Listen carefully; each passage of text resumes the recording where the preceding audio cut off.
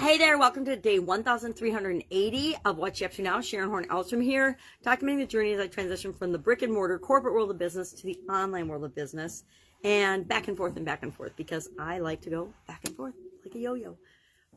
So today we are talking about cash cows as our money idiom for the month of November. Every day in November we're talking about a money-related idiom.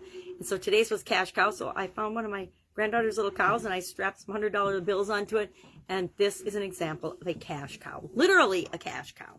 Now what the heck is a cash cow when it comes to describing and talking about our business? It is a product that is easy. It just brings in cash continuously. You can make a ton of profits over the years because it is in a stagnant or declining market, but it's stable. It's been around a while. People just automatically accept and use it. And so it is a great core product or core value or a core offering for your customers because it will continually serve them and continue to serve you with the influx of cash that you need in order to grow and supersize and build your business.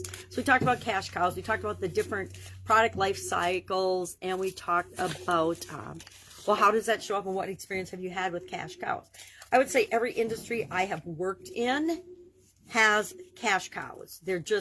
That's why the industry exists, is because there's cash cows and there's plenty of money in the industry, and that brings other players into the industry with their versions of products and services that serve people. Peter Drucker, of course, first defined a cash cow in the 1960s in his teaching of product life cycles and business management and leadership. So cash cow was kind of a fun one today. I like when I can think of a fun and little creative, hilarious way to, and I think they're hilarious, maybe other people don't, but my sense of humor is a little warped and obviously a lot childlike since I've been hanging out with my granddaughters. So that accounts for the last 6 years of my childlike behavior. Beyond that, I guess my kids have been grown up for a while, so there was a whole period in there that I couldn't claim child behavior except for taking personal responsibility for it. So cash cow today. Our no-nonsense November was about continuous improvement. I guess it's a C day today. Continuous improvement, cash cow, and character. Character was the topic, again, of our annual challenge to do one thing every day that centers us, another C word, that helps us get to know ourselves, what makes us tick, what's important, which is kind of what no-nonsense November is all about, right? It's about what are the key life lessons that we can take, and if we apply these things to our life, we're exponentially increasing our chance of a happier, better life and success with less struggles along the way. How do I know that? Because it took me a long time to figure them out. And once I figured it out and started applying them, my life got a whole lot easier, a whole lot less stressful, a whole lot less traumatic, and actually a lot more fun than it was before. So today, continuous improvement. Continuous improvement means that I'm always getting a little better than I was the day before. Personal growth and development, lifelong learning, being a reader, doing things that make you a little bit better every day than you were the day before. Things like as simple as the annual challenge. Every single day we do one little thing to get to know ourselves better, and that in of itself causes us to continually improve and make ourselves a better version of ourselves. And if we show up as a better version of ourselves, we encourage other people to do the same thing. So those were the 3 pieces of content I'm working on today.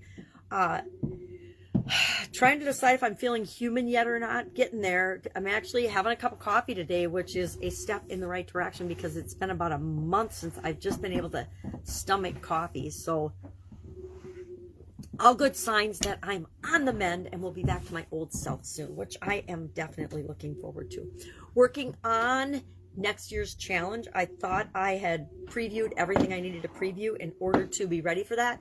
And today I realized that I've got a whole other section of material on career to review before I determine if this is the tool we're going to use instead of our little journal books next year. I have a few more of these little journal books. I'm going to go online and see what they've got available, but I think it's time on year 5 to move to something different and create our own annual challenge, not based on someone else's stuff.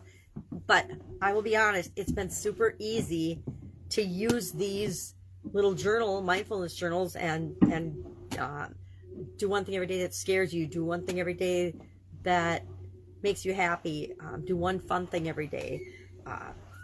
It's been really helpful. But now they've moved into the direction of couples and teenage things and that. And I don't think they're appropriate for what I want to do in terms of personal development, continuous improvement, and growth.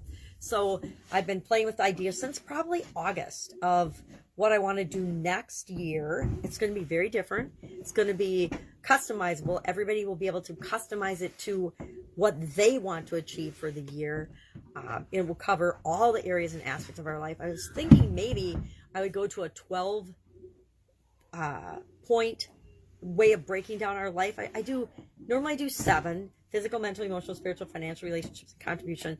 This last year I added communication and confidence, and I'm like, well, if I'm up to 9, it wouldn't be that hard to think of 3 other big categories that we all need to take care of and pay attention to in our life.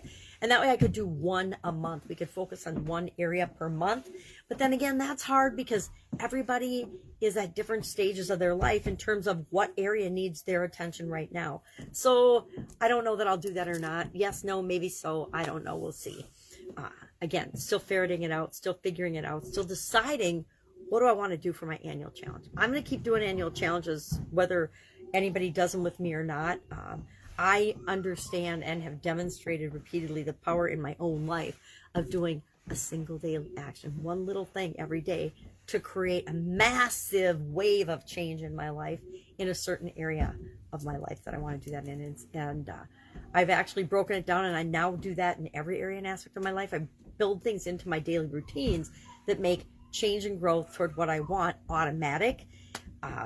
Just like we can have bad habits and addictions, we can have good habits and things that move us automatically the direction we want to go. And that's what I like to do with my routines and rituals and habits and daily actions and things. And also with the content that I create and share. I do the money idiom, so the idiom every day, to help keep my mind open and flowing and thinking about what different things mean and how I can apply them to my business so that I'm always looking for a different, fresh perspective. So I'm always continually improving and making my business better, just like I'm encouraging other people to do as well. All right, any questions, hit me up. Any help required with offline or online business, or questions where you feel stuck and you just don't feel like you have someone to ask, please ask. I don't know how long I'll continue to make that offer because I get busier and busier and busier all the time. But as long as I can do it, and not many people take you up on an offer like that, but the few that do have benefited greatly from my vault of wisdom and nonsense that I've gone through. There's very little that I can't relate to when people have a question or a concern. Or if I don't know the answer, I guarantee I can hook you up with the right person or the right resource or the right thing that will get you moving so that you never feel like you're stuck. I felt like I haven't ever been stuck in my life, but I have definitely had times in my life. I was thinking about them yesterday as I was rocking my granddaughter to sleep for a nap. I was thinking about, weird things were popping into my head from my past, things I haven't thought about, people I haven't thought about for literally decades just were popping into my mind. And I'm like, well, what is that here to show me? What am I supposed to see from this and learn from this? Is it letting go of it? Is it realizing that I have patterns like everybody else that I repeat? And until I acknowledge and see them, I'm going to be destined to repeat them. All right, that's all I've got. Have a great day, and I'll be with you tomorrow.